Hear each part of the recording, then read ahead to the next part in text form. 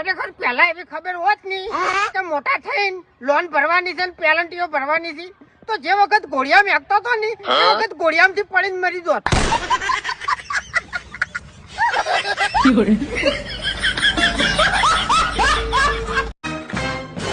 અમારે એક છોકરે auto graph માં જો. હવે ઓટો એટલે રિક્ષા તો હું લાવી દઉં પણ આ ગ્રાફ ચોથી લાવો.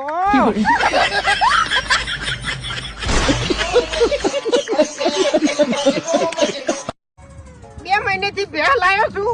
રોજ સવારે વહેલા સાર લેવા જાઉં અને હોજના દૂધ ભરાવા જાઉં. વળી પાછા 10 દાડા થોય ને એટલે પગાર લેવા જાઉં. એના પગારનું હું ખોણ લાવું અને વળી પાછો સવારે વહેલા સાર લેવા જાઉં. સાર લઈને વળી પાછો દૂધ ભરાવા જાઉં અને વળી પાછા 10 દાડા થોય ને એટલે પગાર લેવા જાઉં અને એના પગારનું વળી પાછું હું ખોણ લાવું. એટલે મને એ ખબર પડતી નહીં કે બેહને હું રાખું છું, બે મને રાખે છે.